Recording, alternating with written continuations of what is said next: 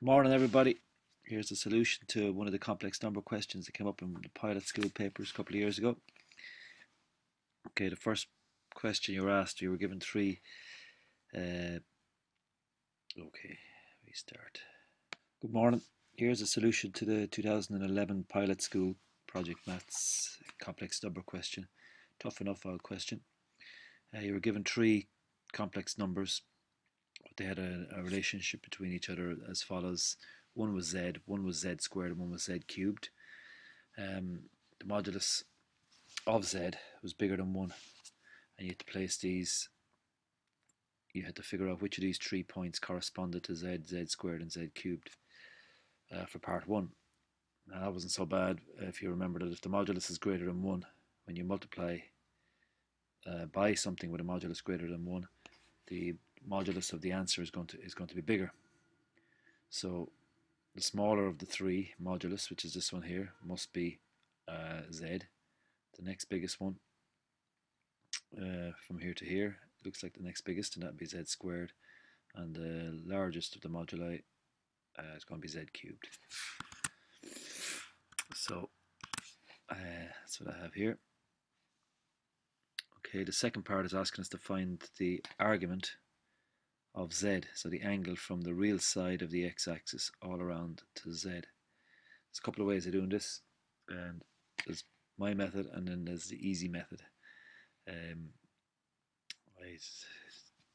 I went hell for leather into letting z equal to a plus bi and took it from there. So if z is equal to a plus bi, I knew that z cubed was on the imaginary axis, so I figured if I could get z cubed in terms of a's and b's, the real part must be 0 if it's on the imaginary axis, and I took it from there. So z cubed was easy enough to work out I used the binomial theorem, but you can just cube it out, the long way squared first, and then multiply by a plus bi if you prefer. Either way, you should come up with this expansion here, where the question is asking us for the argument of z. Now, if z is a plus bi, the argument is the inverse tan of b over a. Okay, so I'm back then to this z cubed, and as I said earlier, the real components must equal 0. So the real components are a cubed and minus 3ab squared. So these combined must be 0. So when you put them equal to 0, you can get a relationship between b and a, which is what you want for the argument. So just rearranging, you end up with b over a is equal to plus or minus 1 over root 3. So our argument is either inverse tan of plus 1 over root 3 or minus 1 over root 3. So the context of the question then gives us the answer, because we know z is in the second quadrant.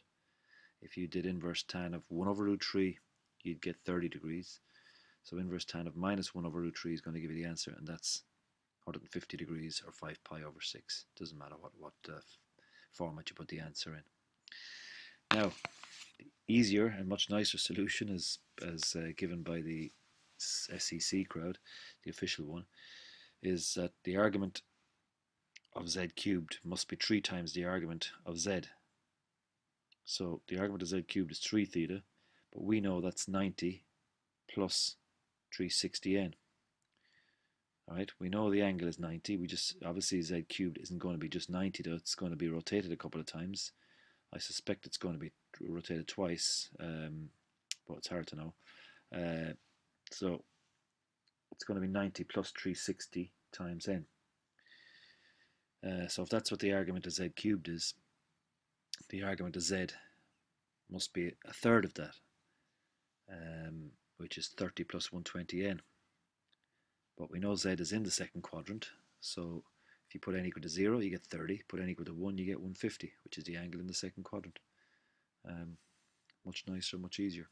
Much, with this kind of expansion up here, it's easy enough to make a mistake, whereas with this, it's pretty straightforward. The explanation of the SEC solution then is when you apply de Moivre to z, so in forming z cubed, you are going to be multiplying the argument of z by 3. So if the argument of z was theta, the argument of z cubed must be 3 theta. And that's why I have the 3 theta here. Okay, over and out. See you.